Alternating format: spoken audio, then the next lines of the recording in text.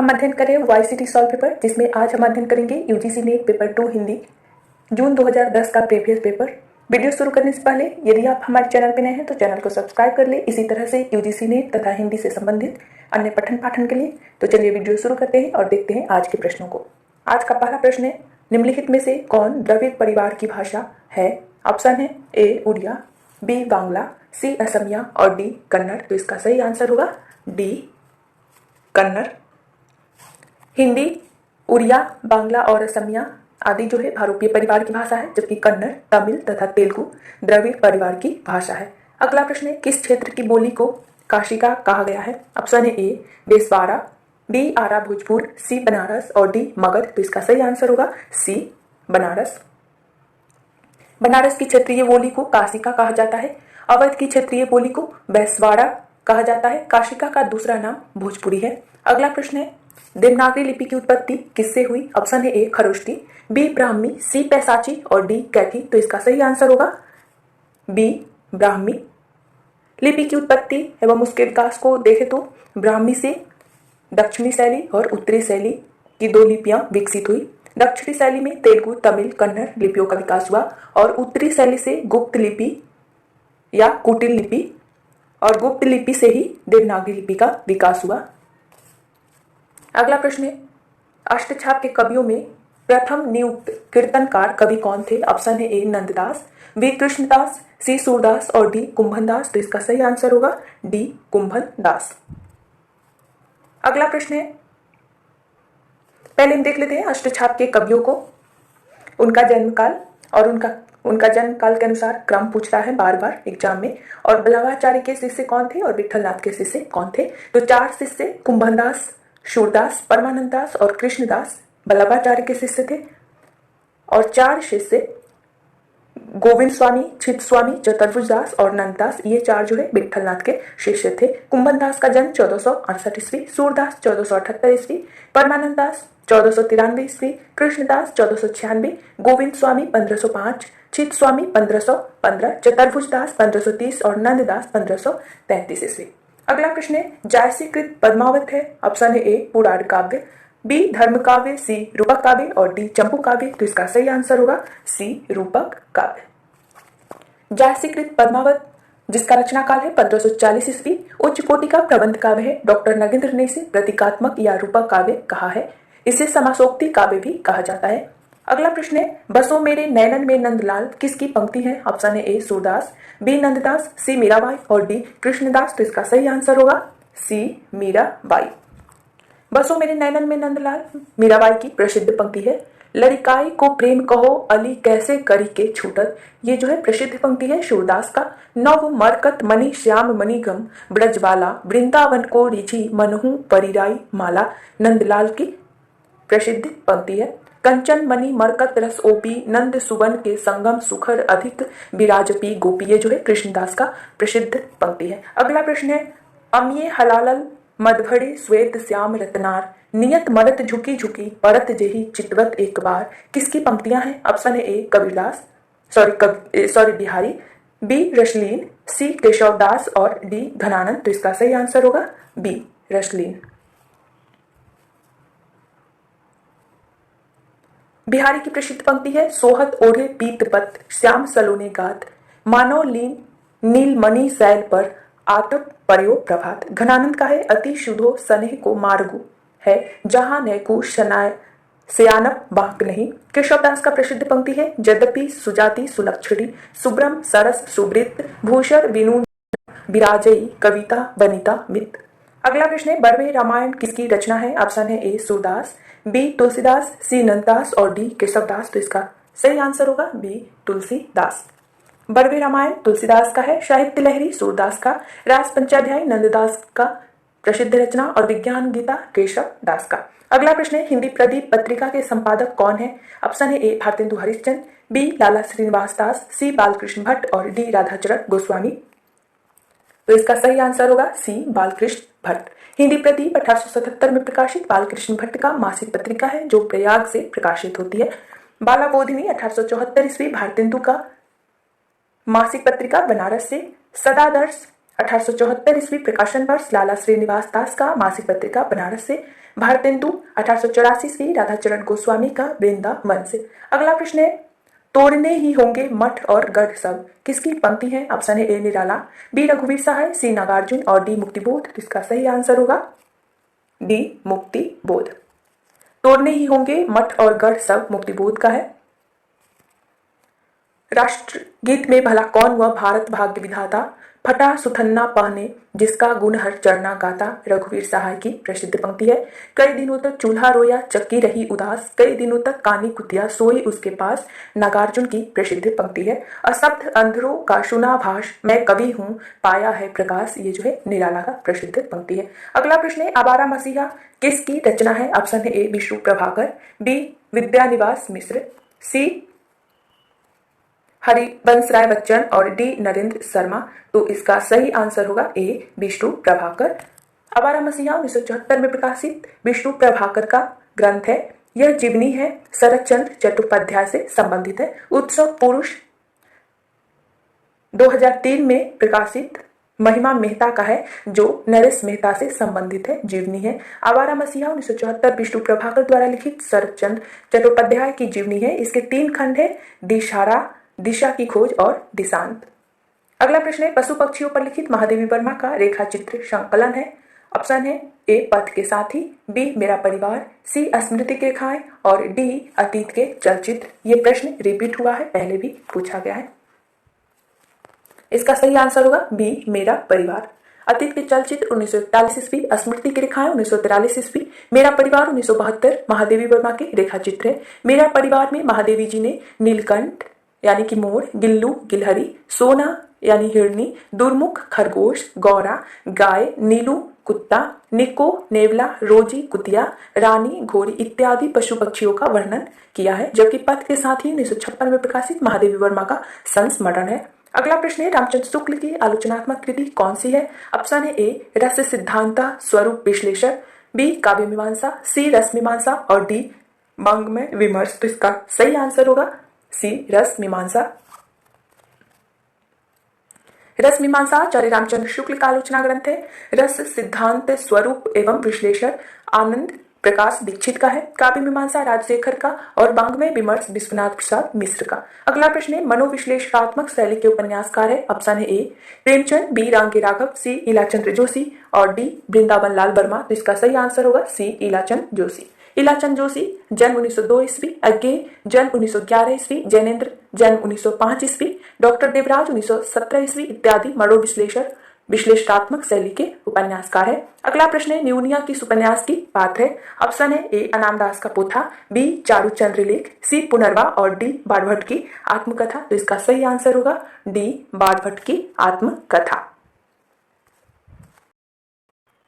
हजारी प्रसाद द्विवेदी के उपन्यासों का प्रकाशन वर्ष एवं पात्र इस प्रकार है। बाणभट्ट की आत्मकथा 1946 में प्रकाशित। इसके प्रमुख पात्र है बाणभट्ट यानी न्यूनिया और निपुणिका।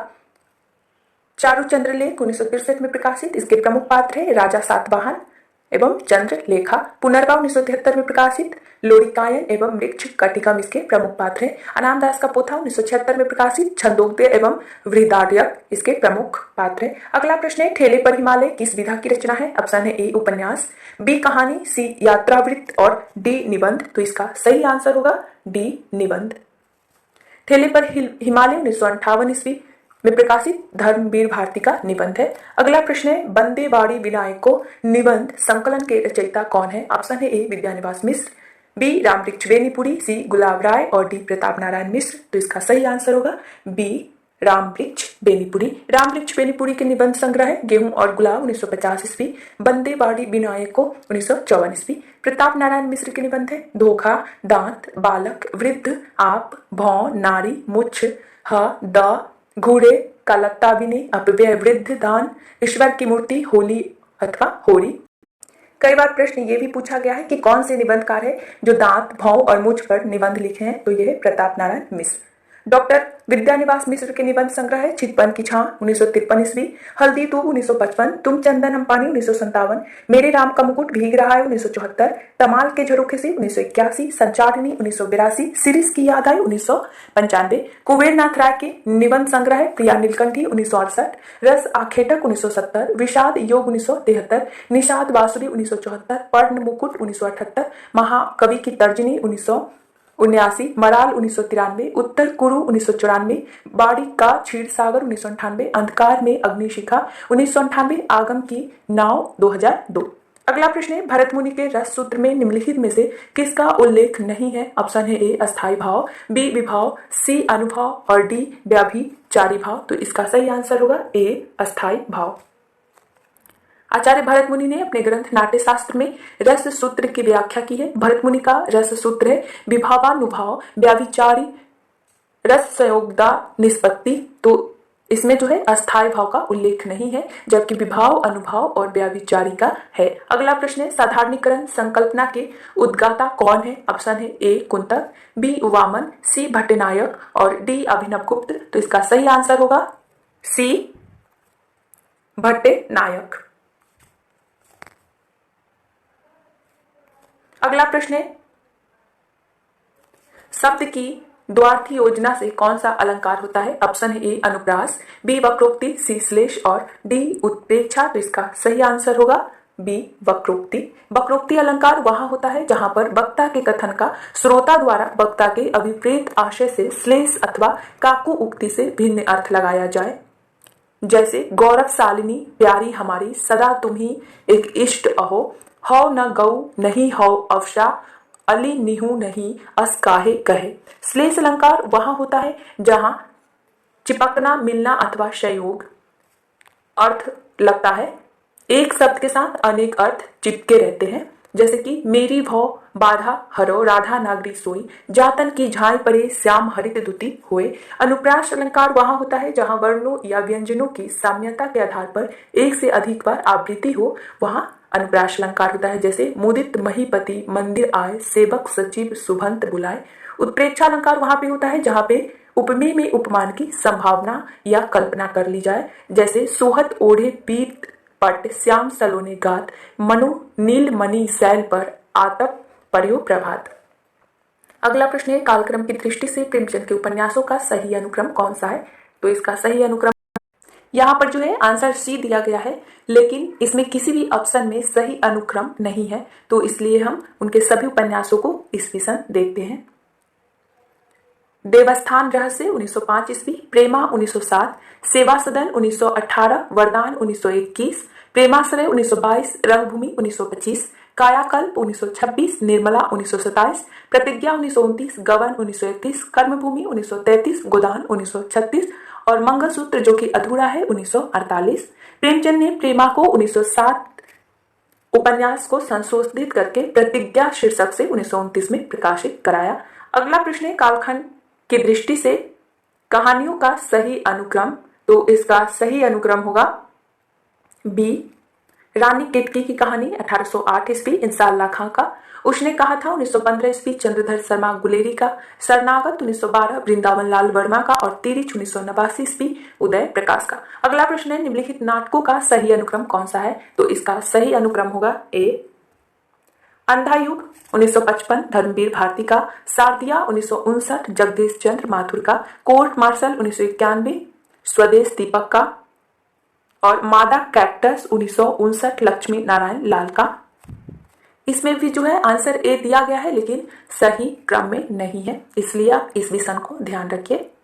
अगला प्रश्न है हजार प्रसाद द्विवेदी के आलोचनात्मक ग्रंथों का सही अनुक्रम है। तो इसका सही अनुक्रम होगा बी सूर साहित्य 1930 ईस्वी, हिंदी साहित्य की भूमिका 1940 ईस्वी, कबीर 1941 ईस्वी, हिंदी साहित्य का आदिकाल 1952 ईस्वी, सहज साधना 1963, कालिदास की ललित योजना 1965 और मध्यकालीन बोध का स्वरूप 1970 उनका अन्य उपन्यास है।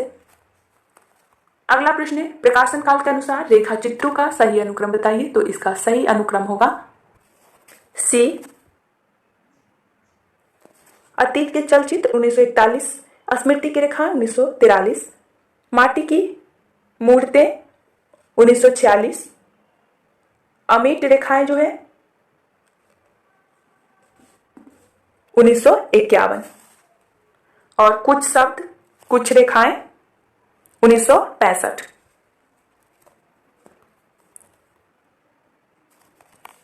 महादेवी वर्मा का रेखा चित्र है अतीत के चलचित्र 1941, स्मृति की रेखाएं 1943, मेरा परिवार 1972। राम वृक्ष बेनीपुरी का रेखा चित्र है माटी की मूर्तें 1946, गेहूं और गुलाब 1950, लाल तारा 1938 और मील के पत्थर। अगला सत्यवती मलिक का जो है 1951, अमिट रेखाएं। विष्णु प्रभाकर का कुछ शब्द कुछ रेखाएं 1965। अगला प्रश्न है रचनाकाल के अनुसार पत्रिकाओं का सही अनुक्रम रेखांकित कीजिए, तो इसका सही अनुक्रम होगा बी। सदादर्श 1874 ईस्वी, श्रीनिवास दास इसके संपादक थे। हिंदी प्रदीप 1877 ईस्वी, बालकृष्ण भट्ट इसके संपादक और यह प्रयाग से प्रकाशित मासिक पत्रिका है। ब्राह्मण 1883 ईस्वी, प्रताप नारायण मिश्र और भारतेंदु 1884 ईस्वी, राधाचरण गोस्वामी इसके संपादक। अगला प्रश्न है निराला की रचनाओं का सही अनुक्रम बताइए, तो इसका सही अनुक्रम होगा ए।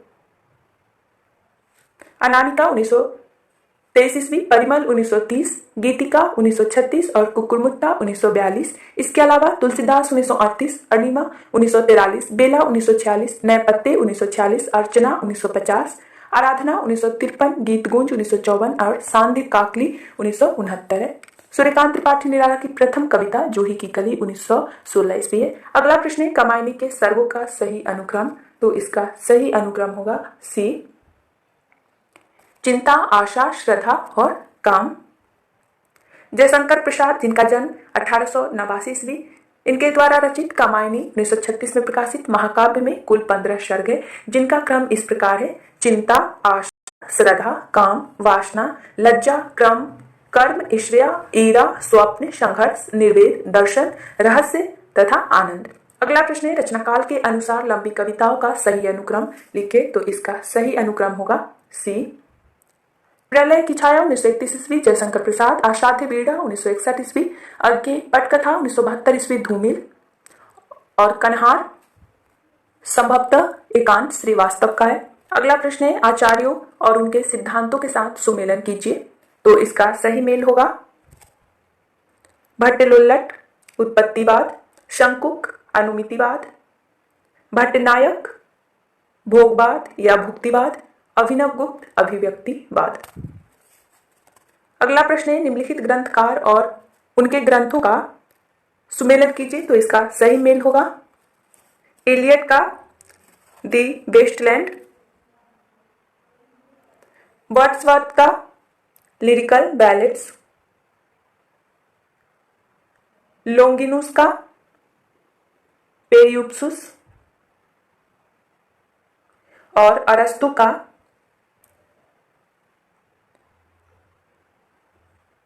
पेरी पोएटिकेश। रिपब्लिक जो है प्लेटो का है। अगला प्रश्न है निम्नलिखित रचनाकारों के साथ उनकी रचनाओं का सुमेलन कीजिए, तो इसका सही मेल होगा आगे संवत्सर, किशन पटनायक का विकल्पहीन नहीं है दुनिया, केदारनाथ सिंह का कब्रिस्तान में पंचायत और अनामिका का स्त्रीत्व का मानचित्र। अगला प्रश्न है कवियों को उनकी कृतियों के साथ सुमेलित कीजिए, तो इसका सही मेल होगा केदारनाथ सिंह का अकाल में सारस, ज्ञानेन्द्रपति संशयात्मा, भारत भूषण अग्रवाल अग्निलिक, कुंवर नारायण आत्मजयी।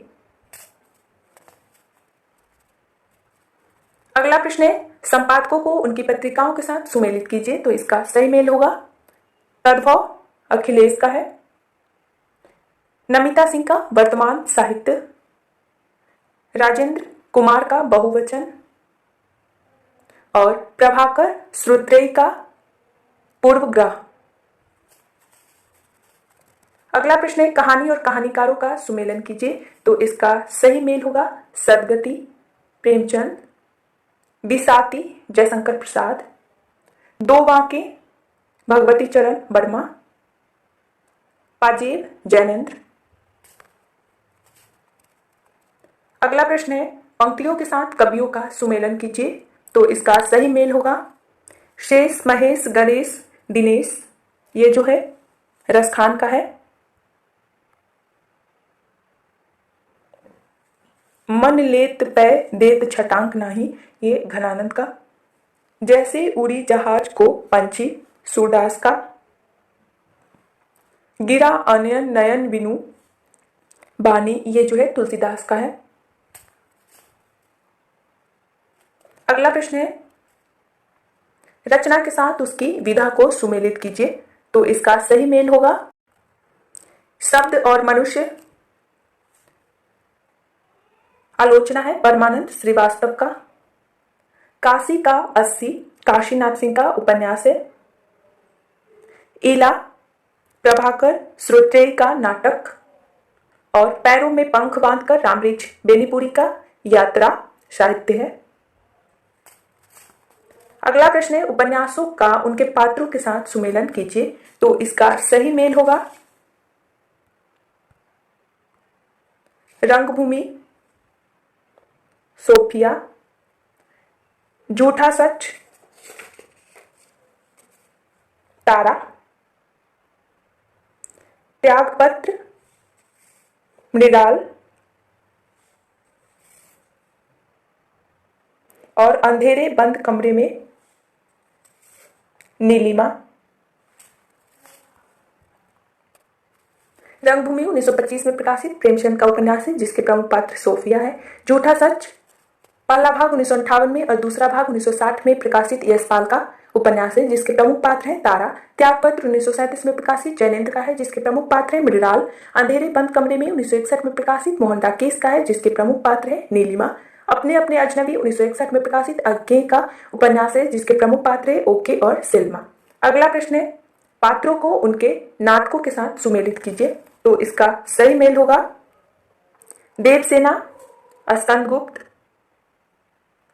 विशु, कोणार्क, गांधारी, अंधायुग और सावित्री आधे अधूरे।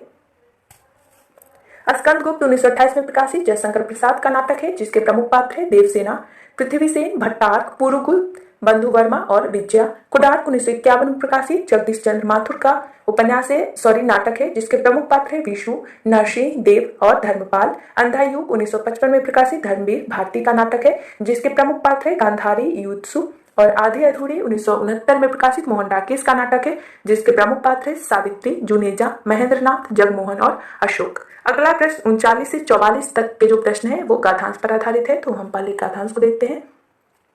गाथांश से भाषा पर कबीर का जबरदस्त अधिकार था।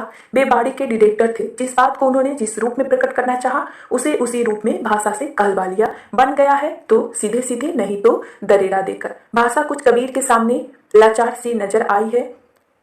उसमें मानो ऐसी हिम्मत ही नहीं है कि इस पारवा लापरवाह फक्कर की किसी फरमाइश को नहीं कर सके और अकह कहानी को रूप देकर मनोग्राही बना देने की तो जैसी ताकत कबीर की भाषा में है वैसी बहुत कम लेखकों में पाई जाती है। इस पर आधारित प्रश्न है। प्रश्नों को देखते हैं। कबीर की बाड़ी के विषय में क्या कहा गया है? तो इसका सही आंसर होगा सी, कबीर बाड़ी के डायरेक्टर थे। हजारी प्रसाद द्विवेदी ने इनके विषय में ये कहा है। कबीर के सामने भाषा का रूप कैसा था? तो इसका सही आंसर होगा बी, भाषा लाचार सी नजर आती है। अगला प्रश्न है, कबीर की भाषा में कैसी हिम्मत नहीं है? तो इसका सही आंसर होगा बी, कि वह इस फक्कर की फरमाइश को ना ही कर सके। अगला प्रश्न है, कबीर की भाषा में कैसी ताकत थी? तो इसका सही आंसर होगा बी, अकह कहानी को मनोग्राही बना दे। और अगला प्रश्न है, कबीर ने बात को किस रूप में प्रकट करना चाहा? तो इसका सही आंसर होगा ए, उसे उसी रूप में भाषा से कहलवा लिया। अगला प्रश्न कथोपकथन पर आधारित है। स्थापना और तर्क है। स्थापना है, सही शब्द वे ही हैं जो उनके बीच के अंतराल का सबसे अधिक उपयोग करें। तर्क है, अंतराल के उस मौन द्वारा भी अर्थवत्ता का पूरा ऐश्वर्य संप्रेषित कर सके। तो इसका सही कुट होगा बी, स्थापना और तर्क दोनों सही है। अगला प्रश्न है, भरत मुनि ने अद्भुत को दिव्य तथा आनंदद बताया है।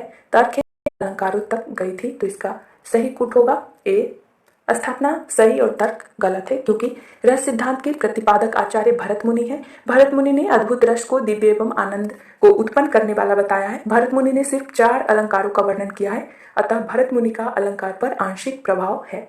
अगला प्रश्न है, स्थापना है गुण मुख्य रूप से रस के धर्म है। तर्क है इन्हें गौर रूप से शब्दार्थ के भी धर्म नहीं माना जाता, तो इसका सही कूट होगा बी। स्थापना सही और तर्क गलत है क्योंकि गुण मुख्यतः रस के धर्म होते हैं, गौर रूप से इन्हें शब्दार्थ का धर्म माना जा सकता है। अगला प्रश्न है, स्थापना है कवियों और दार्शनिकों की दृष्टि में विश्व भाव्यमय है। तर्क है इसी कारण जीवन की ठोस वास्तविकताओं से पलायन की वृत्ति पनपी है, तो इसका सही कूट होगा सी। स्थापना सही और तर्क गलत है क्योंकि कवियों और दार्शनिकों ने विश्व को भावतम या भावकत्व व्यापार माना है, जबकि जीवन से पलायन में इसका कारण नहीं है।